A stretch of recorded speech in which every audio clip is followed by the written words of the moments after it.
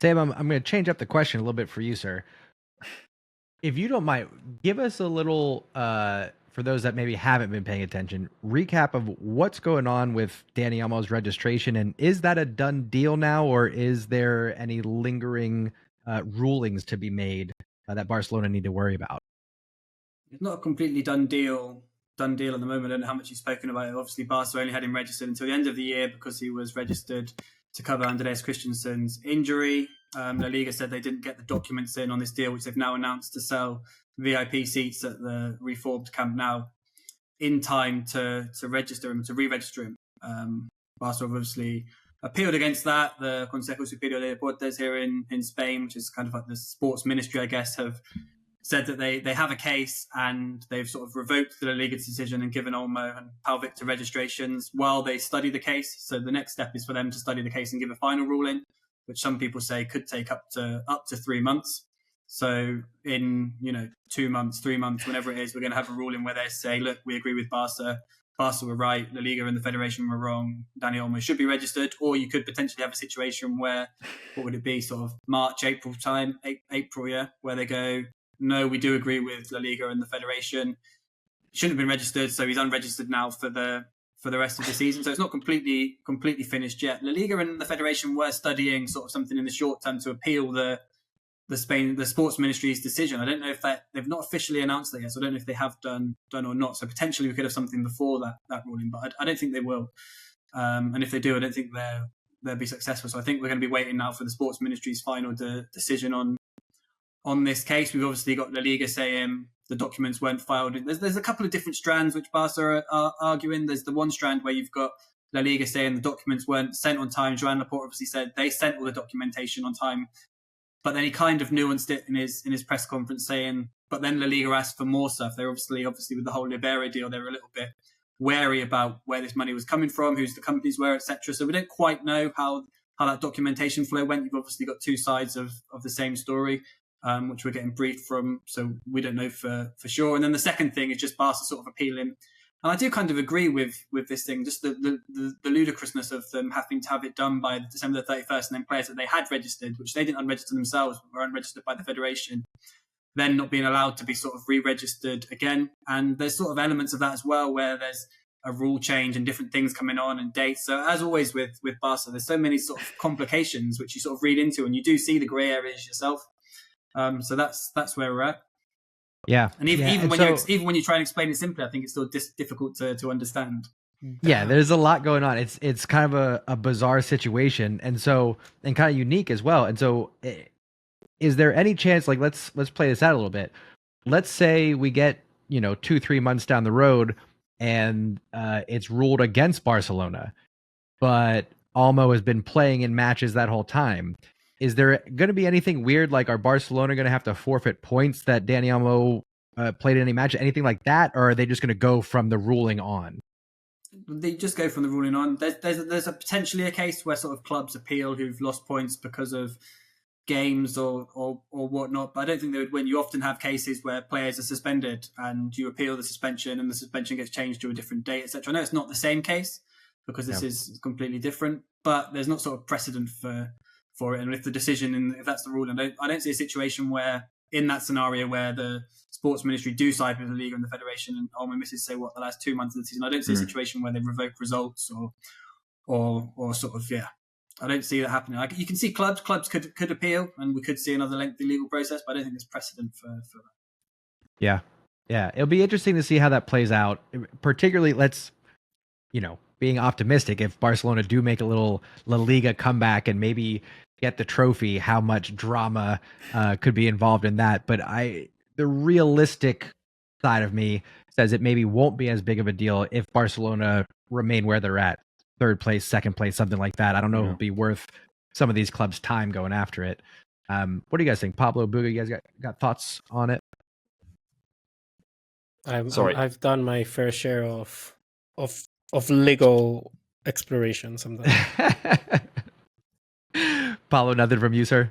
No, sorry. You guys cut out for me for a minute there. No, it was very useful from Sam. I asked you casually the other day as well, Sam, a little bit for a bit of an explanation, because even being with inside the club, it's like a different type of journalism than what Sam might be like hearing, and he probably he knows a lot more about it than me, So I was intrigued to hear it too, and just sort of how it works. And obviously, everyone that we all listened to the Laporta press conference the other day where he explained it all, but it was nice to hear it again. I think simplified as well, useful for me as well, and I think all the listeners will really appreciate it because it is a little bit of an alien situation, I think, to a lot of Barca fans, like where we obviously are football fans, and then we have to try and understand all about these sorts of things as well. So I think it does confuse a lot of people. The good thing is that it's fine now, isn't it? And let's hope that nothing else strange happens. Yeah, fingers crossed.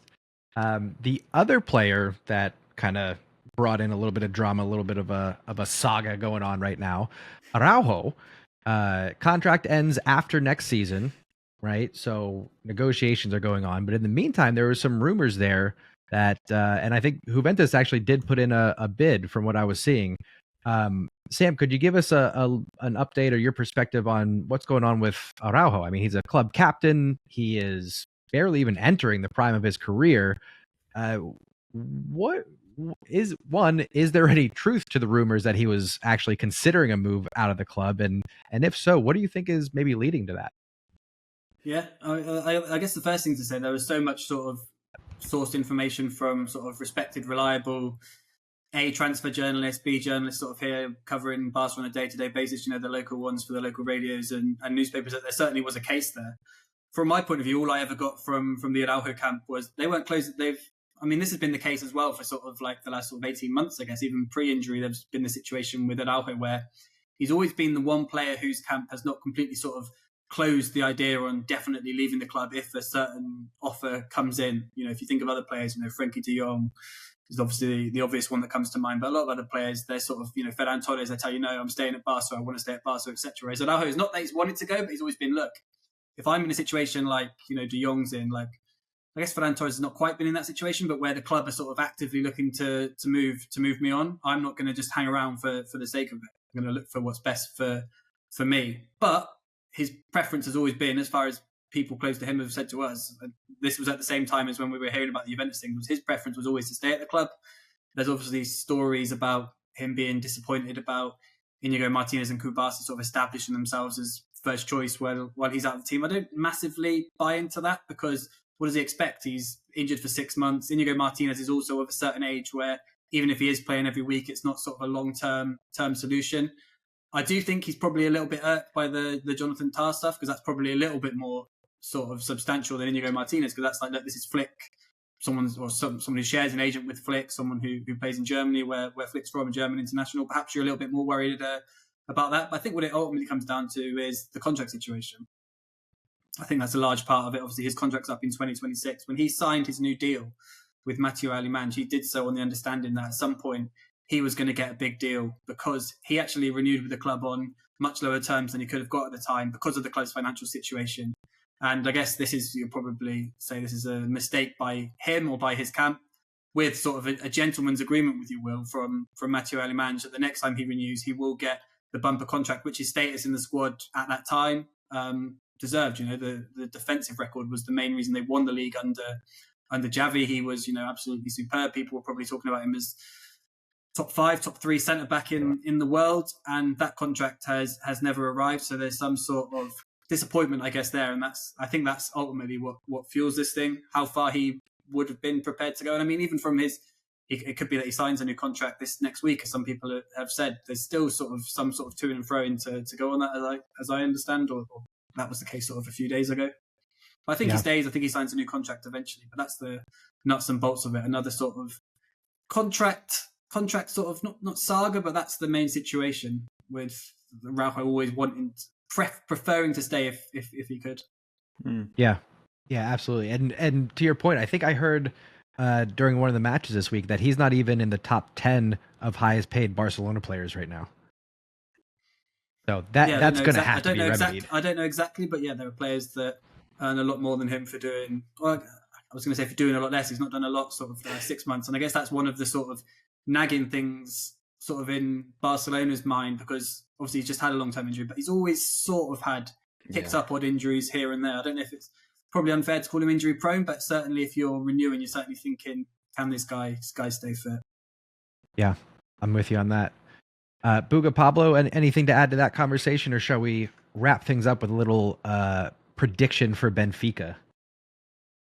No, I'm just so happy that he stays. Hopefully, I think though something had to give, because it was like a very 180 sort of situation, because the stories were kind of really heavily pointing that he was going to leave, and then like I don't know, bang, apparently. But I mean, Sam knows more than we do apparently, and if the camp was saying like no, he always wanted to stay, then there had to be noise from somewhere else that something was uncomfortable for him, right? And probably was a gentleman's agreement that was just not coming, right? And if I was Araujo, I would still be like, hell yeah, like it's probably I probably deserve more if I'm like sitting below, I don't know, like 10 players in the salary what do you call it, in the wage list, Sure.